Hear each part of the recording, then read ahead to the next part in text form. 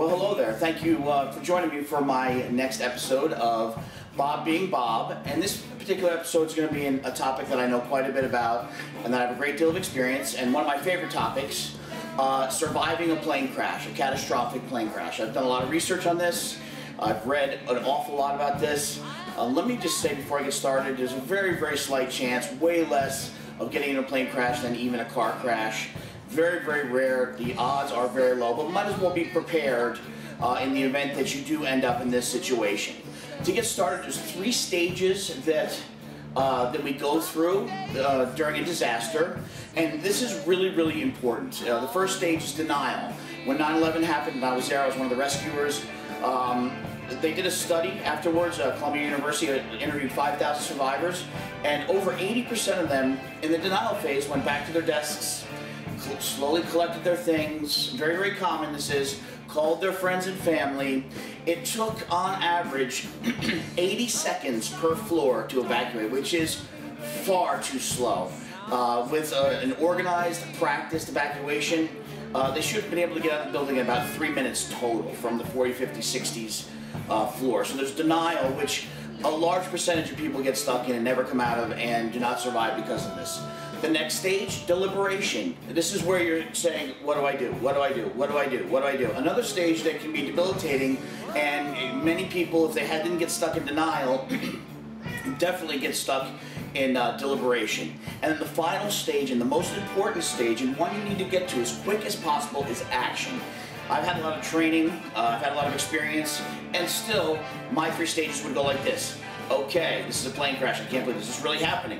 Yes, it's happening. Okay, what do we need to do? How many seats to the exit rows? Where's the fire? Where's my family? Etc. And then immediately into action. I'd grab my children, probably by the waistband, drag them, throw them out of the plane first, throw my wife out, because that's what you'd have to do.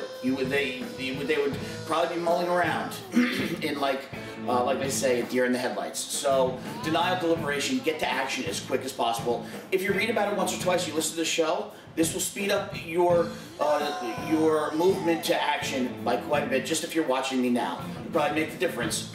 Actually, definitely make the difference. There is a great resource that I learned so much about all types of disasters and how people behave and survivor mentality, etc. It's written by Amanda Ripley, and when I got about halfway through the book, I thought, this woman must have written several books on this topic. It was so well written.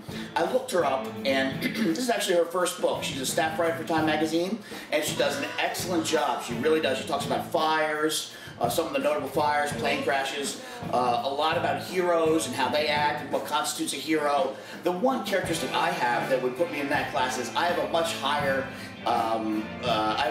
opinion of myself than others see of me, and that's an overconfidence, and confidence is one of the most important things. If you're confident, the most confident people are the highest percentage of survivors. A statistic that's really, really interesting, 52% of people survive, on average, catastrophic air accidents. That's where a plane slams into a mountain, not just a slide off the runway in bad weather, but a catastrophic type of accident. 52%, over half. On the internet, they say 90%. It's not true. You know that, I know that. Look at some of the crashes. It's not 90%. It's about half the people survive a catastrophic plane disaster. And just another thing, a little bit on the side, when people are slowing down the highway to look at an accident, you think, oh, they're being nosy, they're butting in, they're busybodies. Actually, when we're slowing down the highway to look at an accident, we are actually learning. We're trying to learn what to avoid to not end up in that same situation. Very, very interesting when I heard that. A few notable plane crashes over the years that you can look at and gain a lot of information on. Totally 3 separate ones, 3 separate scenarios. I'd say the most devastating was in the Canary Islands in 1977. Unfortunately, 2 747s on the runway. It was foggy. It was a Pan Am 747 and a KLM 747. And like so many of the accidents that happened, this one was purely pilot error. The KLM pilot, who was actually KLM's senior pilot at the time, was waiting and waiting and waiting for a plane that was supposedly crossing the runway. Heavy fog. He actually throttled up one time, and the co-pilot grabbed the throttle and said, "Hey, what are you doing? That's not protocol."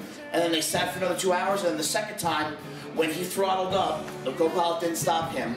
He saw the other 747 at the last minute, put it all the way up to try to clear that plane, and he just didn't make it. Everybody on the KLM plane perished.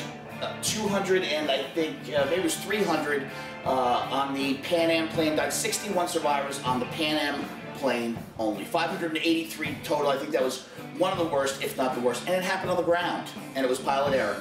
The other one, which is a really scary one for me, is Japan Airlines 123, or also known as 8119. This particular scenario, and this is what people have nightmares about. The plane's elevator, or I think the back, this part of the plane, of the 747, very well built plane, by the way, my favorite plane actually, sheared off somehow and came off, so all I had was this. And this plane, the only way they could get control was full throttle, full up. And then they'd start to lose control, and then it would come down in a crazy spin, and then full throttle up. This went on for over 30 minutes. So these people had to endure 30 minutes of, carry, up, and then that didn't work anymore. Once the hydraulics stopped, they couldn't do that anymore. It hit one side of a mountain and then slammed into another mountain, and there supposedly was 30 survivors on the ground, but it was about 48 to 54 degrees and drizzling rain, and it took rescuers 14 hours to get there. And so by the time they got there, unfortunately there were only, I thought it was one, but I just researched it again today, it was 4 survivors out of that. And that was a total of 520 that perished in one plane. Really sad. The survivors said they heard people crying out all night long. It just took too long for rescuers to get there, and very, very few survivors on that one. And finally, one that I'm going to use in my thesis, Flight 90, I think it was 1982. That was the plane that, 737 that flew into the Potomac. 5 survivors there. A really heroic story about this gentleman on the shoreline. If you read about it, or it's, I think Amanda raised it in her book, and she actually definitely does. This guy ties a rope to himself, not even long enough to get to them, and is jumping over icebergs to get out there. But I'll get more into that a little bit later when we talk about a water landing. So those are some of the notable crashes. Canary Islands, 1977, just put that in there, in air crash, and you'll see everything under the sun. There's even, on a lot of these on YouTube, there's a History Channel show, or multiple part shows on all of these describing exactly what happened, etc. JL123 or JA8119, and then Flight 90 in 1982 in the Potomac, 5 survivors. The water temperature was 21 degrees for that one. Very, very cold. Amanda talks a lot about what happens to your body when your heart does it. Pulses blood out to your extremities, then back in, then pulses, then eventually it pulls back in, and it doesn't go back out the extremities. It sacrifices everything that's not necessity to protect the internal organs. Really, really interesting. Her book is great. I highly recommend it. I'm going to say it again. Amanda Ripley, and it's The Unthinkable: Who Survives When Disaster Strikes and Why. Again, she's a Time Magazine staff writer, and you can get that on Amazon. I have a Kindle. I love it.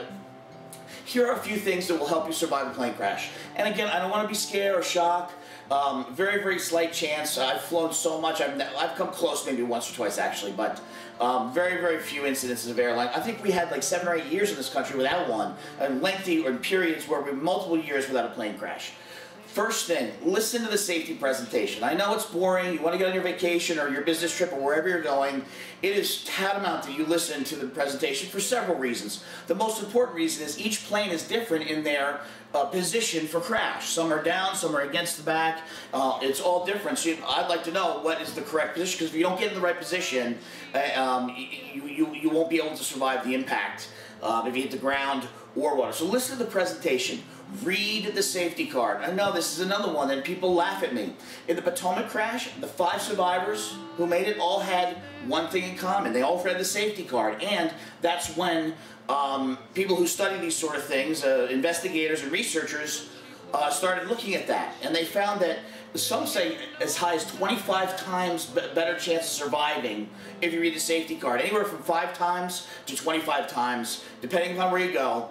Really important, really interesting. Read that safety card. What I do is, and it's very highly recommended, is I know where the exits are and I count the seats.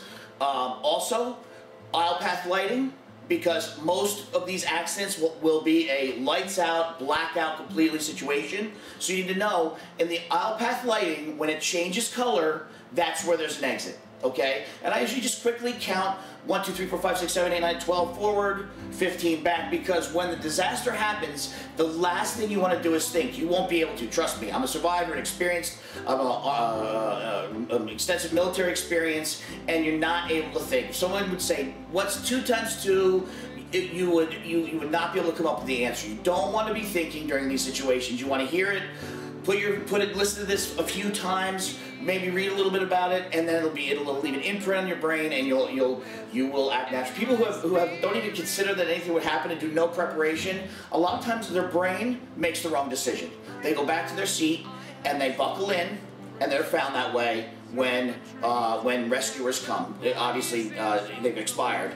They go into their seat, they buckle in a fire, buckle the seatbelt, don't say a word, boom. Their brain has made the wrong decision because it's had no conditioning, no experience, it hasn't done any educating, didn't read the safety card, didn't listen, and when that happened, weird things happen. 80% of the people get stuck in denial and perish. The flight attendants used to very calmly and quietly give instructions. Guess what? Nobody listened. Nobody. Now, when there's an accident, they're screaming at the top of their lungs, bloody murder, and they clear the plane in under 2 minutes. It's the same thing with Rick Rescorla, who saved 3,000 Morgan Stanley employees in the World Trade Center. He had a bullhorn, and he knew exactly what he was doing. He was also a Vietnam hero. That's another segment I have on Facebook. If you want to check that one out, on my Heroes and Legends segment. Getting back to some of the things that'll help you survive a plane crash, I always carry a flashlight, a high-powered flashlight, on an airplane, in the movie theater, in a concert hall, in a football stadium, anywhere where lights out, 100,000 people, you're probably going to get trampled. If you have a flashlight, you're probably going to live. On a plane, it's usually going to be dark, underwater. Many times, Flight 90, they had to swim. The plane went immediately to the bottom of the ocean, the Potomac, and they had to get out and swim to the surface. Some of them 30 or 40 feet to the surface. And a flashlight underwater is very effective at being able to tell where the surface is and what's around you.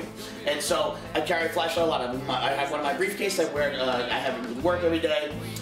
If you can, in Home Depot they got these things. They're like 12 LEDs. It's like 100,000 candle power. These little tiny $2 flashlights, and they're waterproof as heck. So get yourself a flashlight.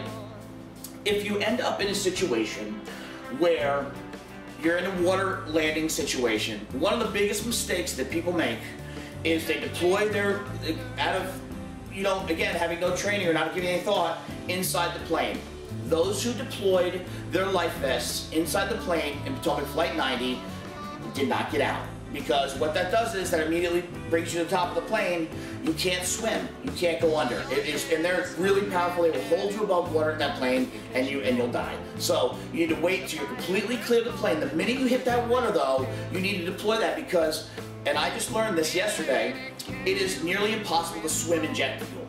Apparently, it's so thick and you can't swim. You cannot swim in it. So if you don't have your jacket deployed and you try to swim and there's jet fuel, you need to get that jacket open as soon as possible. One of the things that really bugs me and that I've heard and I know, they say, and there's all types of different statistics, one of the biggest reasons people die in plane crashes is because people go back and get their luggage, their carry-ons. They open overhead bins and they grab their stuff. Even after they've been told several times at the beginning, don't get your stuff, they're yelled, don't get your stuff. For every one person who goes back and gets their stuff, they say 5 to 10 people die because they get their luggage, the next guy gets the luggage, and before you know it, you can't get over the luggage in the aisleway, then people start piling up and exit blocked, everybody perishes. I'll tell you what, if I'm on a plane crash, and I'll move immediately into a leadership position, and if you go to get your luggage, I will try to disable you, and I know how. I will disable you so you will not escape that plane to save lives. Do not get your luggage. It's not worth it. It's not worth your life. It's not worth the 10 or 15 people that aren't going to get out because you're selfish in getting your stuff. You get out of that plane. You get denial, deliberation, action. You're out of the plane, and then you live. And it's that simple. Just read the safety card. If you do nothing else, read the safety card and don't go back and get your luggage. And listen to the flight attendants because they are experts. And they train over and over and over and over. And get your children out first and your wife out first. They go first, always. And I throw the kids out. I probably have to throw my wife out, sorry baby, but I'll get my family out first and then I exit. But I probably wouldn't be in that, that's for you. I would probably get my family out and then try to get other families out and stay as long as I could and then try to get out on my own. But That's it. That's Bob Being Bob, surviving a plane crash. I hope that you found it helpful. I hope that I wasn't too forceful, but I really, really care about this topic, and I want you to live. Thanks.